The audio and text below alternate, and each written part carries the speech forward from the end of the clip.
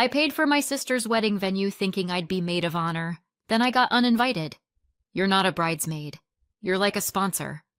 She laughed. She didn't uninvite you. She reframed your role, my mom added. I didn't argue. Just made a little change to the wedding slideshow. My sister was screaming as soon as Let's Rewind.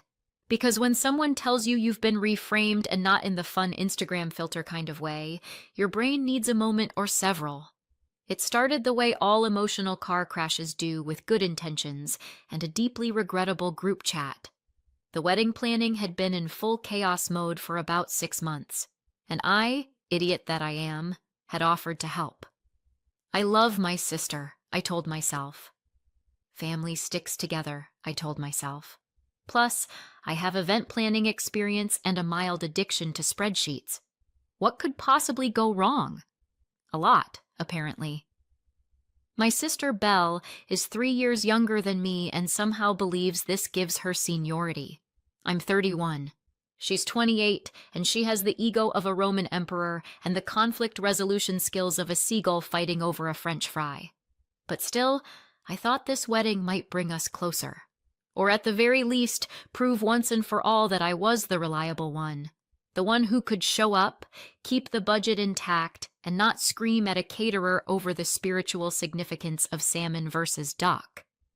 I paid the deposit on the venue because she forgot her wallet at the viewing and then somehow forgot it for 3 weeks straight. I handled the contracts, the vendor emails, the slideshow, the digital invites, and the playlist. I even lent her my own wedding planner template, color-coded tabs and everything, which she promptly renamed Chaos Spreadsheet Master Final. Use this one. It was exhausting, but sort of gratifying until one Tuesday morning I got a text that said, "Hey, quick update. We've made a few changes to the wedding party, simplifying a bit. Hope that's cool." Naturally, I assumed this meant someone had dropped out or gotten food poisoning. Maybe her friend Juliet, the one who called monogamy a colonial construct, had bailed again. But no, an hour later, I got a call from Belle herself. She was chipper in that way that immediately makes you suspicious. "So don't freak out," she said, which of course is code for, "I've already done something terrible and need you to emotionally parent me through the consequences." I braced myself. "Okay, we've decided to streamline the bridal party a bit. Make it more intimate, less corporate." I read this article about emotional minimalism. Emotional minimalism, right? And by streamline, I asked. You mean we're keeping it just close friends, people who vibe, you know. "It's not personal," she said. "Not personal like someone explaining a layoff at a cookie factory. I was a redundancy, an emotional spreadsheet cell." She merged with a shrug. I paused. "So, I'm not your maid of honor anymore?" "Well, you're not important," she chirped.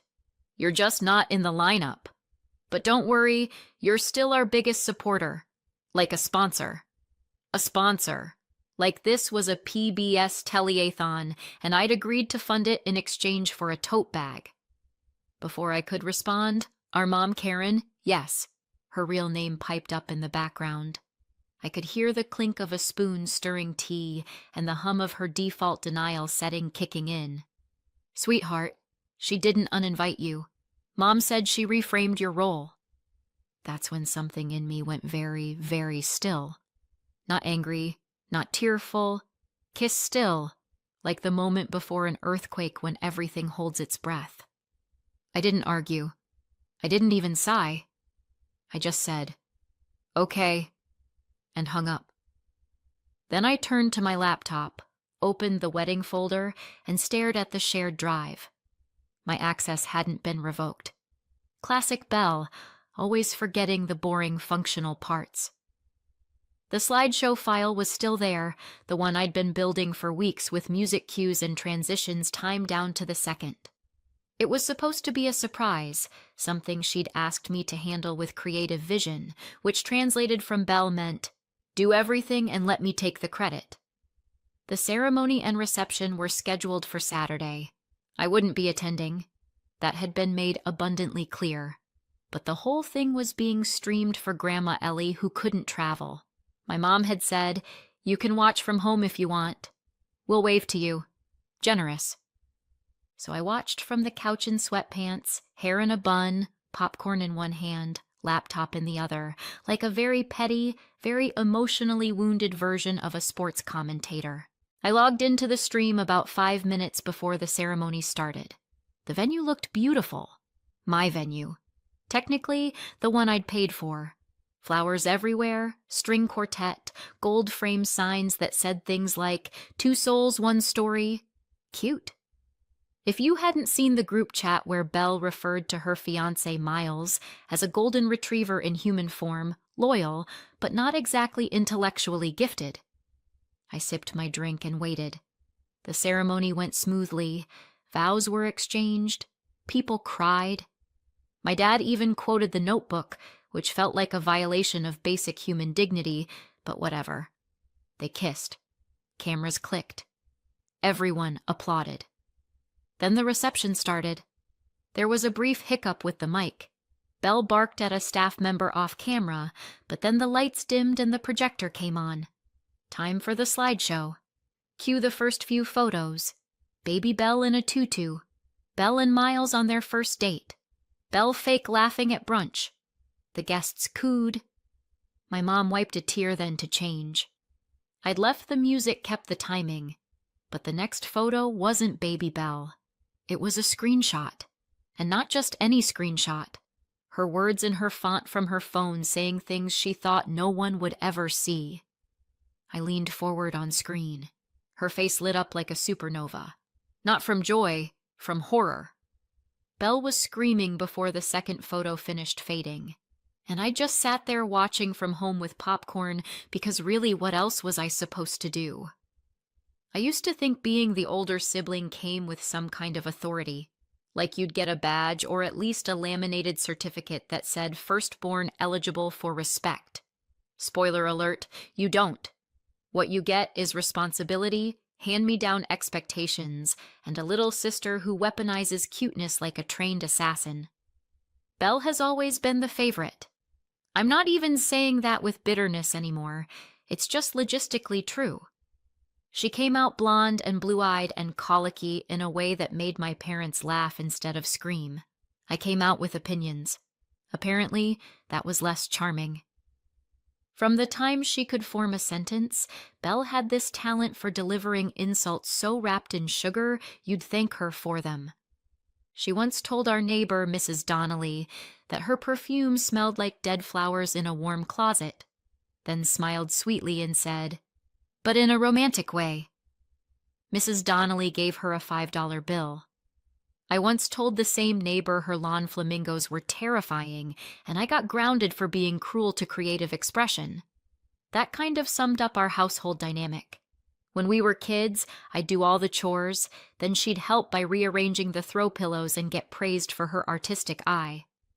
I'd finish my homework, hers, and the group science project, and she'd show up with a glittery title card and get an A+ for leadership. But it wasn't just school stuff. It was everything. I remember one year our mom hosted Thanksgiving, and I spent the entire day peeling, stirring, baking, and basting, while Belle floated around in a sweater that said, "Too cute to cook," and posted Instagram stories with captions like family vibes. Then she sat at the table, took a single bite of mashed potatoes, and said, "Ugh, did someone use skim milk?" She did not get smacked. In fact, our dad chuckled and said, "That's my girl." Always honest. Meanwhile, I was still in the kitchen scrubbing yam residue off a casserole dish like a forgotten Cinderella knockoff. It wasn't that they hated me, they just saw me as infrastructure, the support beam, reliable, unremarkable, youthful. Belle, on the other hand, was performance art. A living, breathing spectacle of chaos wrapped in sparkles and manipulation. She didn't walk into rooms. She debuted. She didn't lose arguments. She redirected them into soliloquies about how everyone was misinterpreting her energy. The first time I caught her talking behind someone's back, we were 13 and 10. She was whispering to a classmate that our cousin Allie wore bras with training wheels and that she smelled like tomato soup. I told Mom because I was still under the impression that tattling on cruelty would result in a moral correction. Instead, my mom sighed and said, "Don't be such a narc. You're older. Let her figure things out." When Belle posted a TikTok roasting her own best friend's laugh using a sound clip she recorded without her knowing, I told her it was mean. She said, "You just don't get how Gen Z uses irony."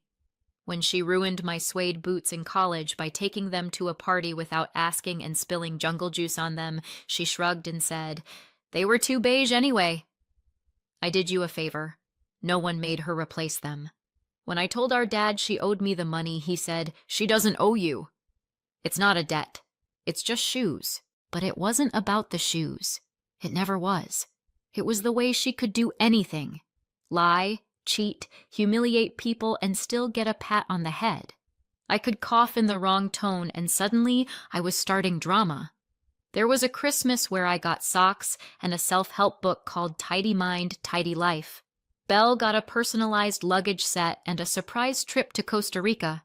When I blinked too long, my mom said, "Don't make that face." You said you wanted practical gifts. I did. But you know what? I didn't say that I wanted a lecture wrapped in tissue paper. They never saw it. Or maybe they saw it and just didn't care.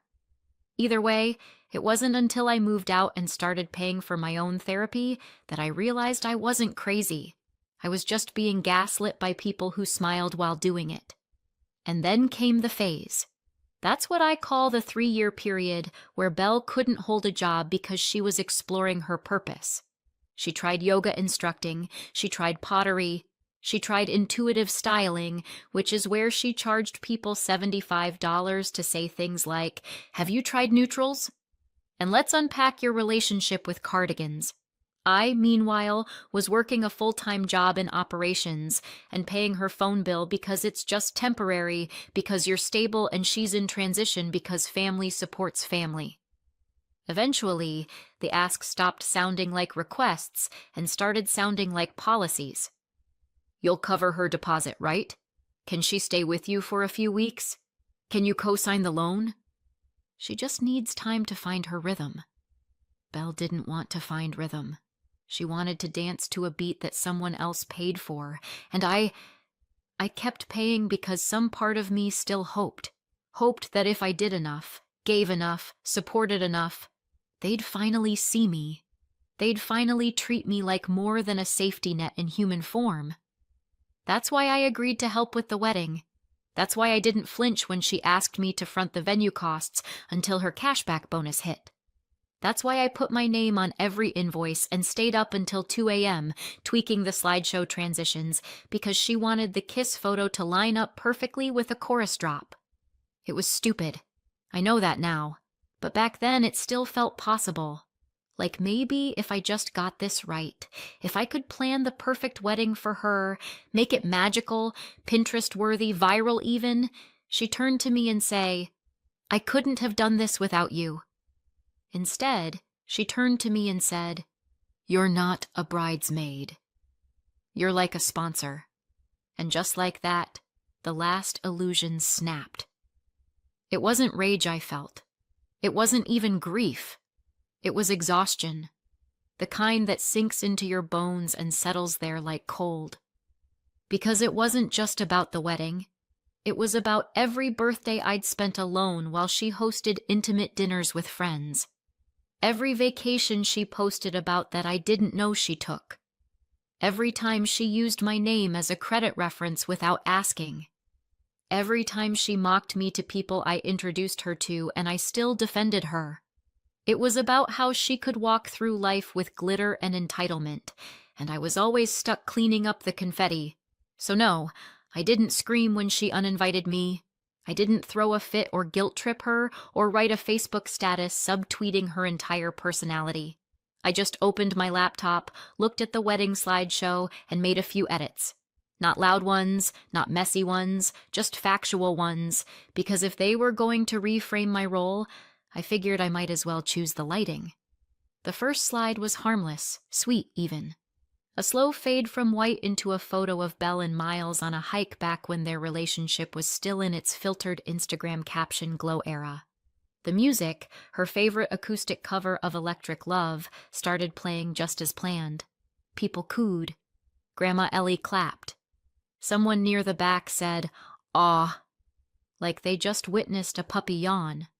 Slide 2, baby Belle in a pink tutu chewing on a stuffed duck. Slide 3, prom night for graduation. 5, Belle posing next to Miles in matching denim jackets with the caption, "My forever adventure." All exactly what she expected. Slide 6, a group selfie of Belle with her bridesmaids at the bachelorette party in Palm Springs. Slide 7, the same photo zoomed in and with a text bubble. That's when this stopped. The bubble was a screenshot of a message Belle had sent in a private group chat, one she apparently forgot was synced to her cloud drive. Mallory looks like she stole her dress from a clearance bin at Hobby Lobby. Mallory, maid of honor, stage left, visibly recoiled. I watched from my couch. I hadn't even gotten to the popcorn yet. Slide 8. Another photo from the same weekend. Another quote. Lana needs to stop trying so hard to be funny. It's a wedding, not open mic night. Someone near Lana choked on a sip of champagne. There was a pause. Laughter, confusion. No one was quite sure how to react. Then came slide 9. This time it wasn't a photo, it was a screen recording. A slow scroll through text Belle had sent to her best friend Kaylin. "Honestly, I'm just keeping the lineup cute for the photos. These girls are not it. Can't wait to cut ties after the honeymoon. So much dead weight. Dead weight." I heard someone gasp on the stream, like actual gasp. Audible, sharp, cinematic. The room on screen went quiet. The slideshow kept going. Slide 10. A video. Belle on the phone lying in bed, clearly unaware she was being recorded. "Miles is sweet." "Yeah, but like I could have done better." I settled. Whatever. I just want a ring and some Instagram content before I hit 30. There was no music under that one. Just silence and the sound of 100 people blinking in unison. Miles, sweet, awkward golden retriever Miles, was sitting at the head table blinking like he'd just been slapped by a polite ghost. Belle stood. I could see her lips move, yelling something at the AV team. The slideshow didn't stop. Slide 11. A carousel of screenshots from Instagram DMs. "Can't believe we're actually inviting Aunt Linda. She smells like expired butter. I'm only inviting my cousin Claire because she's hot and I want the guest list to look aspirational. If my sister thinks she's getting a toast, she's delusional. She'll probably cry and make it about her boring little job." That last one got an audible hey from someone off camera. Belle marched toward the screen and then the video started. Full volume. Crystal clear audio. It was a mashup clips of her from voicemails, TikToks, candid recordings. Her calling the wedding planner a discount Pinterest witch. Her mocking the officiant's lisp. Her referring to the florist as trauma in a peasant blouse. Then came the audio from a voice memo she'd sent to her friend Ivy. "It's not like I'm paying for this thing. My sister is footing the bill. He's got like 0 boundaries. Honestly, if I fake cry, she'll probably buy the honeymoon too." That was the moment. The moment when every eye turned toward her. Belle froze mid-step, blinking under the fairy lights like a deer on opening night. You could see the calculation happening behind her lashes. Deny, downplay, distract. She chose door number 4, deflect. "This is a prank," she announced. "It's obviously fake." Someone edited this from the couch. I sipped my wine. "Sure, Belle. Keep fakes. The real pandemic." Someone Miles's aunt, I think, stood up and said, "Actually, I've seen that text." She sent it to me by accident once. Belle turned crimson. "You're all being manipulated. She's jealous." I wasn't named, but the finger was pointed. Miles stood up. "Is that true?" he asked. His voice was soft, but shaking. "You said all that?" Belle's eyes darted like she was looking for an exit hatch that didn't exist. "You're really going to take a video's word over me?" Miles looked down at his plate. The DJ, unsure what to do, quietly turned off the music. "You said you settled," he muttered. "Before 30, it was a joke," she hissed. "You also said I'm a placeholder with decent credit." Yikes. The guests began murmuring. Then came the rustling of fabric, the polite clinks of people gathering their things. Someone at the back said, "I'm not staying for cake." Another, "Did she just call me dead weight?" Lana stormed past the camera with her heels in her hand. Mallory walked out crying. Claire, the hot cousin, looked half amused, half disgusted. Then came the cherry on top. A final slide. A spreadsheet. My spreadsheet. Every invoice, every payment labeled, highlighted. Venue paid by Evelyn, $6,250. Florals paid by Evelyn, $1,740. DJ paid by Evelyn, $1,200. Slideshow services free. You're welcome. I'd even included the breakdown of what she still owed me for, the makeup artist deposit, her emergency dental cleaning, and the custom neon sign that said the Morgans' He 2024, which I now assumed she'd want returned. By the time the screen faded to black, only the catering team and my parents were still in their seats. My mom was frozen. My dad was furiously texting someone. And Belle. Belle was standing in the center of the dance floor, holding one heel in her hand, mascara streaking down her cheeks, screaming at a wedding planner who'd already started packing up the projector. I watched the whole thing from my couch. I didn't cheer. I didn't gloat. I just ate my popcorn. Because sometimes the truth doesn't need a microphone. It just needs a moment and maybe a little good lighting. You'd think the chaos would have ended with the wedding. It didn't. What I did wasn't some one-night explosion. It was a demolition-controlled, precise, and designed to collapse a structure that never should have been standing in the first place. By the time Belle's wedding reception hit the 2-hour mark, the dance floor was empty. The cake had been packed up untouched, and the only thing left playing on the projector was the venue's default slideshow loop, a rotating ad for their summer elopement packages. I logged off the live stream the same way I'd logged off the family group chat 3 weeks earlier. Quietly, permanently, with one last message left unread. I figured that would be the end of it. Spoiler, it wasn't. The next morning, my phone blew up. Missed calls, voicemails, a barrage of, "How could you text from numbers I hadn't saved in years?" One bridesmaid sent me a voice memo sobbing, which turned into screaming, then back to sobbing again. A groomsman just texted me. Honestly, iconic. But the real fun began with my mother. She didn't call right away. No, Karen waited until the dust settled. She needed time to rehearse. When she finally did reach out, it wasn't to ask how I was or why I did it or what drove me to that point. It was to say, "Your little stunt ruined the wedding. Your sister might be getting divorced. Are you proud of yourself?" I didn't answer. I was too busy making coffee and updating my banking passwords. But let's talk about the divorce part because yes, that happened. Apparently, Miles packed a bag the morning after the wedding and left a note that said, "I don't want a life where I'm the punchline." He moved back in with his brother and deleted all his wedding photos from Instagram. Belle posted a cryptic black and white selfie with the caption, "Sometimes love means letting go." No one liked it. Not even my mom. A week later, Belle tried to text me, "You destroyed the best day of my life." You'll never know what that feels like.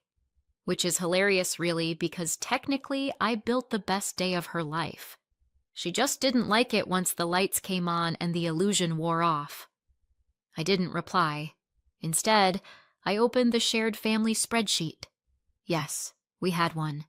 She never left it, and quietly removed my name from every recurring charge. Car payment gone. Phone bill canceled. Streaming services. Password changed. Utilities. Best of luck, darling. For the first time in years, I wasn't bankrolling someone else's personality. Cue another call from Mom. She's heartbroken, Evelyn. This isn't the time to pull support. What kind of sister does that? The unpaid kind, I said, then hung up. Things escalated quickly after that. Apparently, Belle had built her entire lifestyle. Montepitas, meal kits, makeup hauls on the assumption that I'd always be the invisible hand swiping the card. Once that stopped, reality hit her like a brick through a glass coffee table she couldn't afford anymore. She missed rent twice. Her landlord called me. I politely suggested he contact the tenant listed on the lease. She tried crowdfunding her post-wedding reset fund. Raised $36. Half of it was from someone named Justice for Miles. Then came the tantrum. She posted a real unhinged, over-filtered ranting about betrayal and narcissistic siblings. She even added a piano track underneath like she was auditioning for her own trauma docus. But my favorite part, she ended it by saying, "Some people are just born with black holes where their hearts should be," and then asked for donations. A week later, she moved back in with our parents, and I mean fully moved in bedroom, bathroom, ring light, and all. They had to unplug the treadmill to make space for her nightstand. That's when my parents really panicked. Because here's the thing, I wasn't just Belle's sponsor. I was theirs too. Quietly, stupidly, and for years. When my dad lost his job in 2020, I covered the mortgage. When Mom's car died, I co-signed the loan. When they forgot about property tax season, I paid the bill. Not out of obligation, out of hope. Hope that maybe one day they'd see me as more than the family intern with a Venmo account. But after the wedding, I was done hoping. When I told them I was cutting them off financially, my mom gasped like I'd announced I'd joined a cult. "You can't just stop helping your family," she said. Actually, I said I can. I just did. They threatened legal action. They threatened to tell the extended family I'd manipulated the slideshow. They even said I owed them emotional damages, which was funny considering all the emotional damage I'd been quietly accumulating like an unpaid intern in a hostile HR department. Eventually, they started calling relatives to try to spin the story. Evelyn went rogue. She ruined Belle's wedding out of jealousy. She's mentally unstable. She always had a hard time sharing attention. But here's the thing about modern relatives. They have the internet, and I had the footage unedited, time-stamped with receipts literally. By the time I sent out the Dropbox link titled Full Wedding Files for Transparency, the story was over. Even Grandma Ellie called me and said, "Well, that was dramatic, but fair." Belle didn't speak to me again. She did, however, send me a request on Zelle for partial damages. I declined it and added a note that said, "This user is no longer available." Fast forward 6 months. My parents filed for bankruptcy. Apparently, supporting an unemployed adult influencer with a vendetta against soap operas, don't ask, is not cheap. Belle started a podcast. She called it The Reframe. You can't make this up. She has 13 subscribers and 3-star reviews, all from bridesmaids. I meanwhile moved to a new apartment, top floor, no roommates, no surprises. I started freelancing full-time, built my own consulting business. One of my clients found me through a tweet that said, "Whoever made that wedding slideshow is my personal hero."